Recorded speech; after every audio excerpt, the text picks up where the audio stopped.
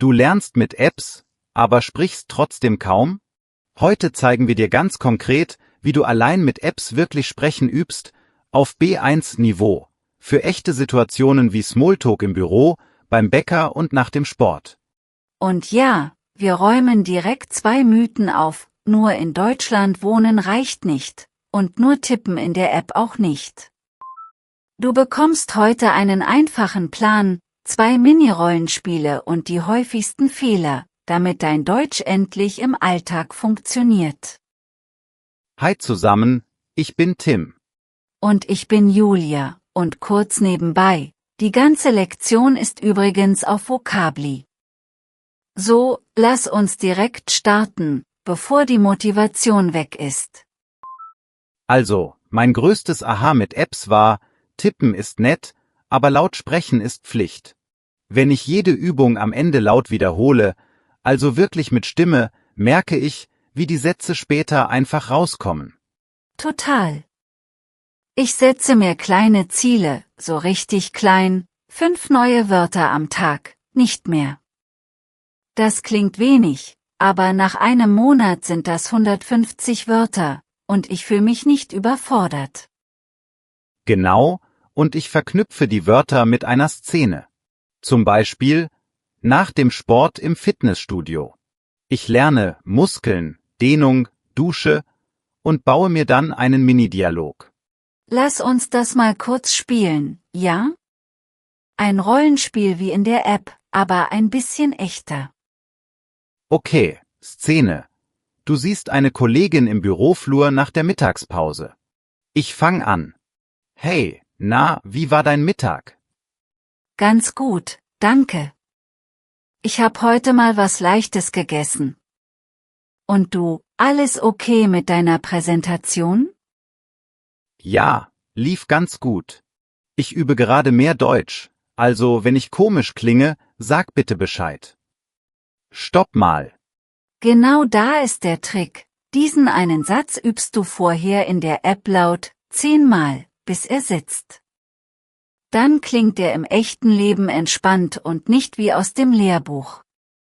Und bitte aufpassen bei direkten Übersetzungen. Ein Klassiker. Ich bin kalt. Das heißt eigentlich, naja, emotional kalt. Richtig ist, mir ist kalt. Das hört man ständig falsch. Oh ja, und Apps helfen da, wenn sie Beispiele haben. Ich tippe mir oft eine kleine Notiz, Körpergefühl, Dativ, mir ist warm, mir ist langweilig. Dann sag ich es laut, 3-mal schnell hintereinander. Kurzer Reel, Talk. Viele denken, wenn sie in Berlin wohnen, kommt das Deutsch automatisch. Aber ohne Plan bin ich damals monatelang beim Wie geht's? Gut, und dir? Hängen geblieben. Erst mit festen Mini-Zielen ging's voran. Bei mir ähnlich. Ich hatte mal so einen peinlichen Moment, ich wollte jemanden freundlich loben und sagte nur, das sieht schön aus. Klang aber zu direkt und ohne Kontext. Die Person dachte, ich bewerte sie irgendwie, und es wurde kurz unangenehm. Autsch. Das ist genau der Punkt. Apps liefern Wörter, aber du brauchst auch Ton und Kontext. Ich höre deshalb kurze Kinderhörspiele, wirklich 10 Minuten am Abend, und wiederhole dann eine Szene laut nach. Kinderinhalte sind Gold wert. Die Sprache ist klar, die Sätze sind kurz, und es macht weniger Druck. Danach öffne ich die App und sammle passend dazu Vokabeln, aber eben nur 5 pro Tag. Noch ein Tipp aus der Praxis: Shadowing. Du hörst einen Satz in der App und sprichst gleichzeitig mit, so halb drüber. Das trainiert Rhythmus und dieses deutsche Taktgefühl im Satz. Ja, und stell dir Wecker, echt jetzt. Jeden Tag zur gleichen Zeit 15 Minuten, 5 Minuten wiederholen, 5 Minuten neue Wörter, 5 Minuten laut sprechen. Klein, aber konstant. Wollen wir ein zweites Mini-Rollenspiel machen? So richtig alltagsnah? Szene. Beim Bäcker, schnell vor der Arbeit. Gern. Du bist dran. Guten Morgen. Ich hätte gern ein Vollkornbrötchen und einen Kaffee zum Mitnehmen. Könnten Sie das Brötchen bitte aufschneiden? Natürlich. Sonst noch etwas? Und jetzt der B1, Moment, du erklärst kurz eine Präferenz. Ja, ohne Milch, ich vertrage die nicht so gut. Passt super in den Alltag. Genau. Solche Sätze schreibe ich mir in die App als eigene Karteikarten. Ich packe sie in Kategorien: Büro, Einkaufen, Sport, Smalltalk. Bevor wir weitermachen, einmal kurz testen, okay? Was bedeutet mir ist kalt nochmal und warum nicht ich bin kalt? Mir ist kalt heißt, ich fühle mich kalt, also ich friere. Ich bin kalt klingt, als wäre ich gefühllos oder, naja, als Charakter kalt, das will man eher nicht sagen. Genau. Wenn du das drauf hast, verhinderst du so viele komische Momente. Lass uns über die große Debatte sprechen. Reichen Apps allein? Meine Meinung. Sie reichen, wenn du sie aktiv nutzt, also mit Stimme, mit Notizen, mit echten Szenen und wenn du regelmäßig kleine Ziele setzt. Ich stimme zu, aber ich sag auch, manche Gramm-A-Punkte brauchen Struktur. Ich hab mir bei Zeiten die wichtigsten Kapitel notiert: Artikel, Fälle, trennbare Verben, Wortstellung. Dann übe ich sie in Apps mit Beispielen, nicht nur Regeln lesen. Genau, Regeln nur lesen ist trocken. Ich mach so, ein Muster pro Woche, zum Beispiel, weil, mit Verb am Ende. Dann sammle ich 3 Sätze, spreche sie laut und baue sie in den Alltag ein. Und Fehler gehören dazu. Ich hab mal die deutsche Direktheit falsch gelesen. Ein Kollege sagte sehr knapp, das ist falsch. Ich war beleidigt, eine ganze Woche. Später hab ich gelernt, das war einfach normal direkt, nicht böse gemeint. Da helfen Apps nur begrenzt, klar. Aber du kannst trainieren, wie du ruhig reagierst. Okay, danke für den Hinweis. Wie kann ich es besser sagen? Diesen Satz habe ich mir wirklich als Karte gespeichert. Guter Satz. Und noch ein Miniplan für alle, die allein lernen, Montag bis Freitag je 15 Minuten. Montag, wiederholen. Dienstag, neue Wörter. Mittwoch, Shadowing. Donnerstag, kurze Sprachnachricht an dich selbst. Freitag, ein Mini-Rollenspiel vor dem Spiegel. Sprachnachricht an dich selbst klingt komisch, ist aber super. Du hörst dich selbst, merkst Pausen und du kannst die gleiche Nachricht eine Woche später nochmal aufnehmen und vergleichen. Das zeigt Fortschritt, echt motivierend. Noch ein Fehler, den ich oft sehe: Leute stoppen, sobald sie okay sprechen. Dann fehlt Wortschatz, sobald ein anderer Kontext kommt, zum Beispiel ein Arzttermin. Also, weiter sammeln, aber smart, 5 Wörter pro Tag, immer im Kontext.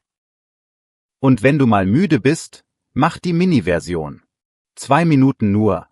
Ein Satz 3-mal laut, ein neues Wort, ein kurzes Wie geht's? Dialog im Kopf. Besser Mini als gar nicht. Apropos Dialog, lass uns einen für Smalltalk im Büroflur bauen, ja? Kurz, freundlich, aber natürlich. Hey, hast du kurz Zeit? Ich übe gerade Deutsch und wollte nur fragen, wie läuft dein Projekt diese Woche? Ganz gut, danke. Ich hänge noch an einem Bericht, aber es geht voran. Und du, brauchst du Hilfe bei irgendwas? Vielleicht später. Danke dir. Und, falls ich einen Fehler mache, sag's einfach. Ich will besser werden. Fertig. 3 Sätze, absolut machbar. Sowas spreche ich vorher im Takt, langsam, normal, schneller. Ich klopfe sogar den Rhythmus mit dem Finger auf den Tisch, damit die Melodie sitzt. Klingt nerdig, hilft aber. Jetzt noch kurz zur Immersion-Debatte. Viele sagen, nur in Deutschland sein reicht. Ich sag, ohne bewusstes Üben bleibt man passiv. Umgekehrt. Auch außerhalb von Deutschland kann man mit Apps und Audio aktiv sprechen lernen, wenn Monk täglich macht. Ja, Immersion ist wie ein Fitnessstudio-Abo. Es bringt nur was, wenn du wirklich trainierst. Die App ist dein Trainer, aber heben musst du selbst.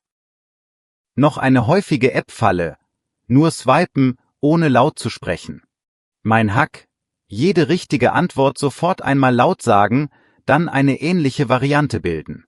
Aus "Ich nehme ein Wasser" mache ich nehme lieber ein stilles Wasser. Und baue Minigesten ein. Bei "Mir ist kalt" halte ich die Arme fest. Bei "Könnten Sie mir helfen" hebe ich leicht die Hand. Körper merkt Wörter, das bleibt hängen. Was machst du, wenn dich ein Wort nervt und einfach nicht bleibt? Ich klebe es an einen Ort. Aufräumen, Zettel am Schreibtisch. Ich räume heute Abend den Schreibtisch auf. Dann sage ich's abends laut. 2 Kontexte, zack, sitzt es. Kurzer Techniktipp: Stell die App-Sprache auf Deutsch, wenn möglich. Wenn die Menüs auf Deutsch sind, liest du automatisch mehr. Aber übertreib's nicht, wenn es dich stresst. Schritt für Schritt. Und lies laut mit, wenn die App einen Beispielsatz zeigt. Nicht nur Augen, auch Mund. Sonst bleibt das Sprechen immer hinten. Sollen wir noch eine Miniszene machen, diesmal im Supermarkt? Fokus: höflich fragen. Ja, los. Du fragst, ich antworte. Entschuldigung, wo finde ich Hafermilch? Und dann: danke. Und haben Sie die auch gekühlt? Ja, die steht im nächsten Gang, ganz hinten links. Die gekühlte ist neben dem Joghurt. Super, 2 Sätze, klar und höflich. Wer das mit Apps übt, sollte die Wörter wo, links, rechts, neben als Set lernen. Dann kannst du sofort reagieren, wenn jemand erklärt. Und wenn du mal stotterst, sag einfach: Moment, ich suche das Wort. Das nimmt Druck raus. Ein kleiner freundlicher Satz rettet oft den Flow. Zum Thema Kultur noch ein Satz, der mir hilft, wenn jemand sehr direkt ist: Alles klar, danke für die klare Rückmeldung. Das zeigt, ich habe es verstanden, nicht persönlich genommen. Stimmt. Und wenn du jemanden loben willst, nutz Kontext. Dein Vortrag heute war wirklich klar, besonders der Teil über die Zahlen. Das ist besser als nur, das sieht schön aus. Oh, und Zeitslots planen. Ich mache morgens 5 Minuten, abends 10. Morgens Wiederholung, abends Mini-Rollenspiel. So wird es Routine wie Zähneputzen. Wenn du jetzt zuhörst, was ist dein 5-Wörter-Set für morgen? Schreib's dir gleich auf, vielleicht Termin, verschieben, klappen, rechtzeitig, besprechen. Mit so einem Set bist du im Büro sofort handlungsfähig. Noch ein Mini-Check bevor wir schließen. Was war unser Grundprinzip? Genau, klein, laut, täglich. Kleine Ziele, laut sprechen, jeden Tag ein bisschen. Genau so. Und sag uns gern, welche App-Funktionen helfen dir am meisten? Karten, Dialoge, Shadowing oder Sprachnachrichten? Und hast du schon mal eine peinliche Direktheitsszene erlebt? Wie versprochen, noch der warme Tipp zum Schluss. Die komplette interaktive Lektion mit Transkript, Wortkarten und kleinen Übungen gibt's gratis auf Vocably. Link in der Beschreibung. Schau da mal rein, übe die Rollenspiele laut und wir hören uns beim nächsten Mal.